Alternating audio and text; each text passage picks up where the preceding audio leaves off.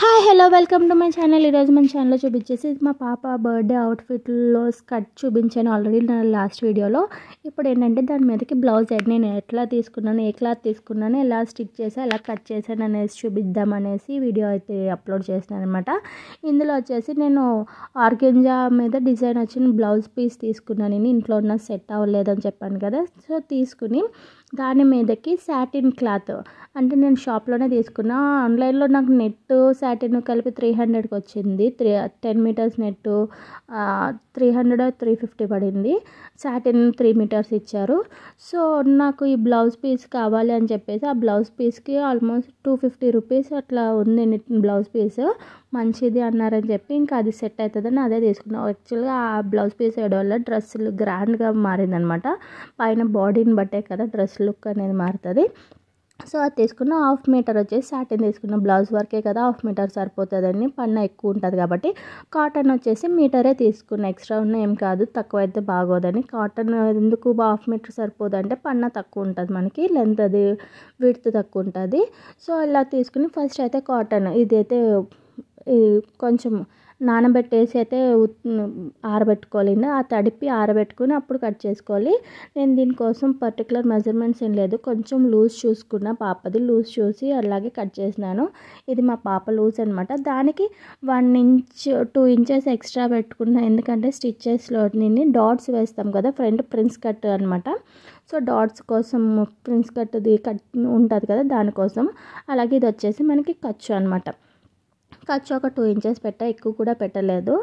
ఎక్కువ పెట్టినా కూడా పాప హైట్ పెరిగినా వేస్ట్ అవుతుంది కదా ఎక్కువ రోజులు. నేను చాలా ఎక్కువ పెడతానంటారు, ఇది కూడా ఎక్కువే తిడతారనమాట.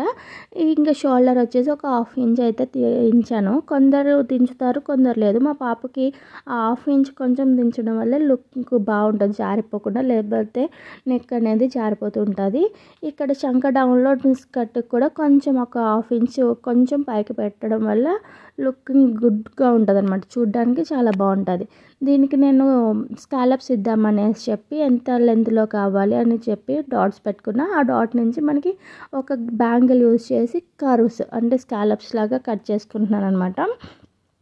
ఇలా స్కాలప్స్ లాగా పెట్టుకుని, అలాగే నాకు నెక్లో కూడా కావాలి. నెక్ కంటే నేను ఫస్ట్ బ్యాంగిల్తో పెట్టాను, కానీ బ్యాంగిల్తో కంటే కూడా నాకు హ్యాండ్ తోటి ఈజీగా ఇచ్చేస్తుందని చెప్పి నేను హ్యాండ్తో పెట్టాను. ఎందుకంటే ఈవెన్గా అవసరం లేదు, నెక్ దగ్గర కింద మాత్రం ఈవెన్ ఉంటే లుకింగ్ గుడ్ బాగా కనిపిస్తుంది. అక్కడ నాకు రఫ్గా ఎస్టిమేటెడ్గా పెట్టేసుకున్న స్కాలప్స్ పెట్టేసుకున్నాక చూసారు కదా, మన బ్లౌజ్ అయితే ఇది ఇలా వచ్చేసింది. ఇంకా దీనికి బ్యాక్ పార్ట్ కూడా కట్ చేసుకోవాలి. బ్యాక్ పార్ట్ ఏంటంటే ఒక 1/2 ఇంచ్ లోపలికి పెట్టడం వల్ల ఏంటంటే అక్కడ హుక్కుల పార్ట్ వస్తుంది కదా, మనం కట్ చేస్తే హుక్కుల పార్ట్ వచ్చినప్పుడు అది కుట్లో పోతుంది కాబట్టి ఒక 1/2 ఇంచ్ లోపలికి పెట్టి సేమ్ మెజర్మెంట్లో అయితే కట్ చేసేసాను నేనైతే. ఎందుకంటే బ్యాక్ కూడా డాట్స్ వస్తాయి, హుక్కుల పార్ట్లో కొంచెం పోతుంది కాబట్టి మనకి సెట్ అయిపోతుంది. ఇంకా నెక్ వచ్చేసి నేను ఓన్లీ విడ్త్ లెంత్ తీసుకున్నాను, దానికి తగ్గట్టు ఇంకొక కొంచెం లెంత్ తీసుకోవాలి. మనకి ఎంత కావాలో ఫ్రంట్ నెక్ మీద బ్యాక్ నెక్ డీప్ ఉంటుంది కాబట్టి.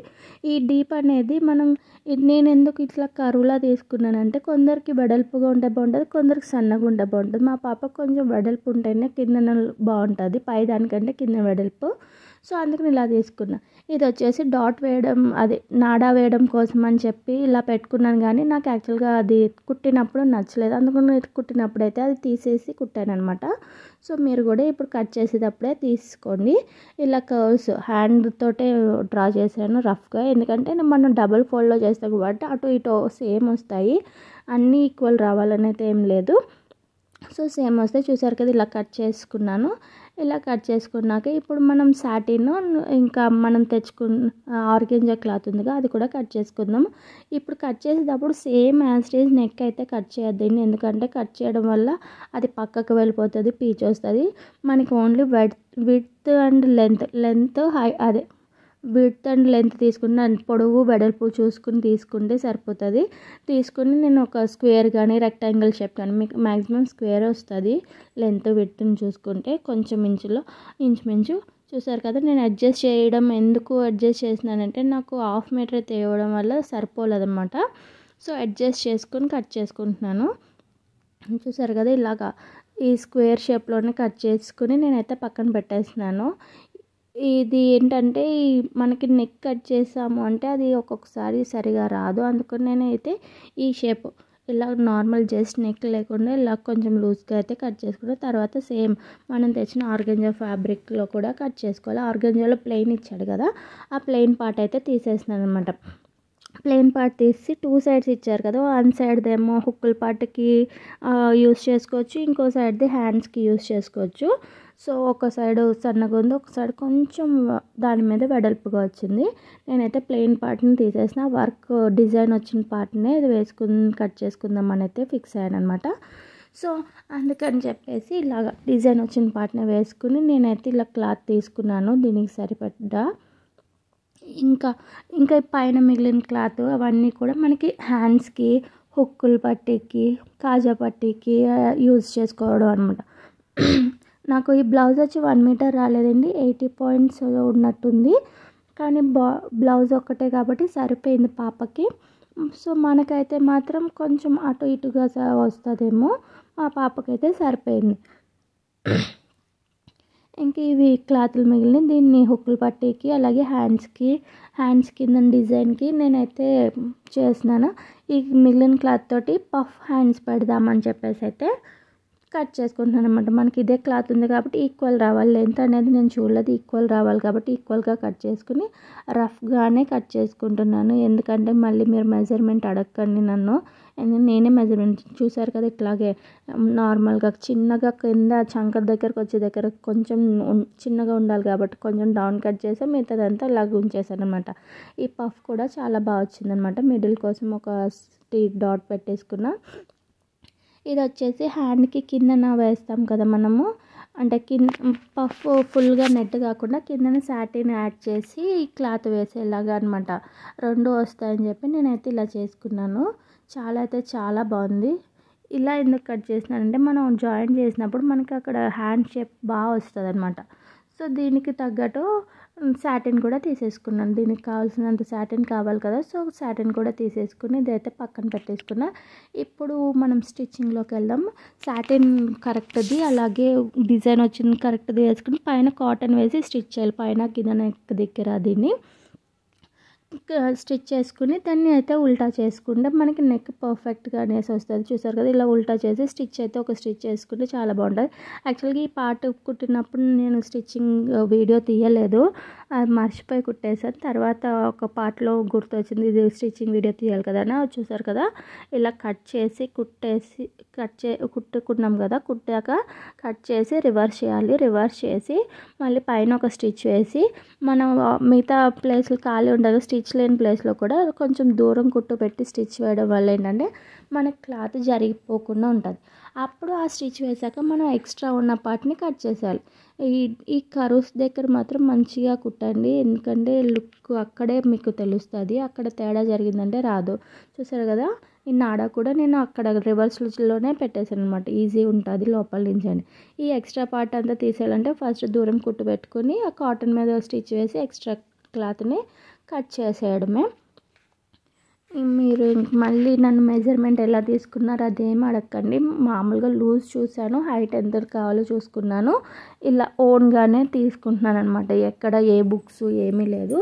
దీనికి డాట్స్ కూడా వేసుకోవాలి. షోల్డర్ దగ్గర నుంచి ఫోల్డ్ చేసి డాట్ వేసుకున్నాను. బ్యాక్ పార్ట్, ఫ్రంట్ పార్ట్ వచ్చేసి బ్యాక్ పార్ట్ చూస్తారు కదా, డాట్స్ వేసుకున్నాక నేను హుక్కుల పట్టి కాజా పట్టి కూడా వేసుకున్నాను. హుక్కుల పట్టి వచ్చేసి మనం కరెక్ట్ సైడ్ పైకి పెట్టి హుక్ పట్టీకి తీసుకున్న క్లాత్ని ఫోల్డ్ చేసి, అంటే మనం ఆల్రెడీ డిజైన్ బ్లౌజ్ అంతా ఫోల్డ్ అయిపోయింది కాబట్టి పైన కిందన ఫోల్డ్ చేసుకుని ఇట్లా స్టిచ్ చేసుకుని దాన్ని రివర్స్ లోపలికి ఫోల్డ్ చేసి కుట్టేసుకుంటే హుక్కుల పట్టి ఈజీ, చాలా ఈజీ. హుక్కుల పట్టీకి మనకి ఓన్లీ సాటిన్ కానీ ఓన్లీ కాటన్ కానీ వేసుకోవచ్చు. అదే ఎందుకంటే అది లోపలికి ఫోల్డ్ చేసేస్తాం కాబట్టి. అదే కాజా పట్టీకి వేసినప్పుడు మనకి పైన వేసుకున్న క్లాత్ కూడా ఉండాలన్నమాట. అది అప్పుడు మనకి బయటికి కనిపించిన బాగుంటుంది. ఉట్టి కాటన్ కానీ సాటిన్ కానీ వేస్తే అది మధ్యలో హుక్కు కొంచెం సాగినట్టు కనిపించినప్పుడు కొంచెం బాగోదు. అందుకని చెప్పి నేను ఆ క్లాత్ వేస్తాను. పైన ఏ క్లాత్ అయితే డ్రెస్ కుట్టినా ఆ క్లాత్ కాజా పట్టీకి వేస్తాను, హుక్కుల పట్టీకి వేసినా వేయకపోయినా కూడా.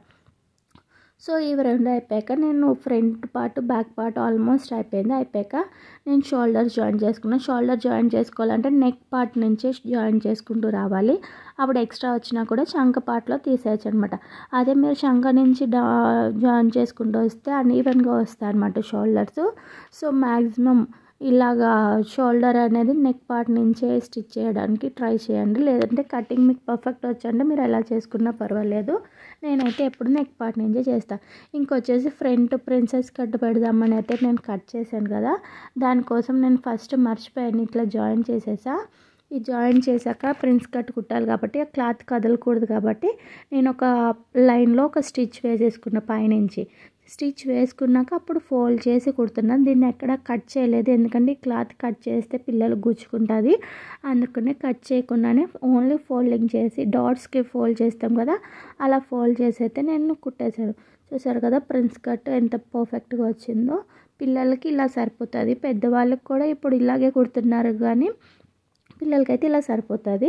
ఇప్పుడు హ్యాండ్స్ పార్ట్ వచ్చేసి రఫల్స్ పెట్టాలి. దానికోసం మంచిగా ఉన్న వైపు పెట్టుకుని కింద క్లాత్ని దానికి ప్రిల్స్ పెట్టాను అనమాట. ప్రిల్స్ పెట్టేసి దానిపైన మళ్ళీ సాటిన్ అతికాను. చూసారు కదా ఇలా మంచి వైపు ప్రిల్స్ పెట్టేసా. పైన సాటిన్ క్లాత్ కూడా అతికేసి దాన్ని రివర్స్ చేసి కింద ఫోల్డ్ చేసుకున్న లుకింగ్ చాలా బాగుంటుంది అనమాట. చూసారు కదా సాటిన్, అలాగే నార్మల్ క్లాత్, పైన మళ్ళీ మనం వేసుకునే క్లాత్ ఇలా అలా ఫోల్డ్ చేసి స్టిచ్ వేసి కింద కూడా ఒక ఫోల్డింగ్ చేసి స్టిచ్ వేసుకున్నాం.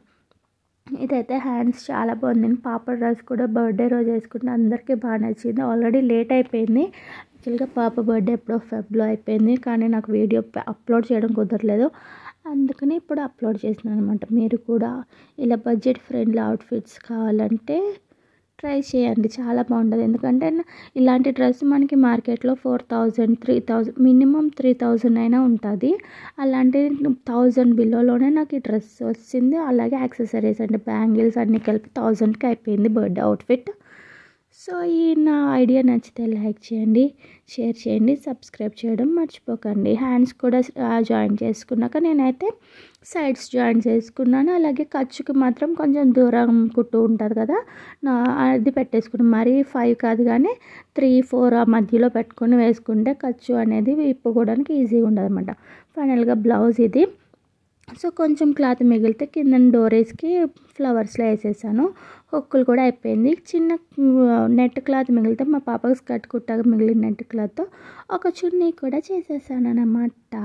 చున్నీ వేసుకుంటే గాగరాలా అయింది, చున్నీ లేకపోతే ఫ్రాక్లా ఉంది చూడడానికి. ఆ రోజు బర్త్డేలో 2 డ్రెస్సెస్లో అయిపోయింది. ఈ వీడియో నచ్చితే లైక్ చేయండి, షేర్ చేయండి, సబ్స్క్రైబ్ చేయడం మర్చిపోవద్దు. Thank you so much.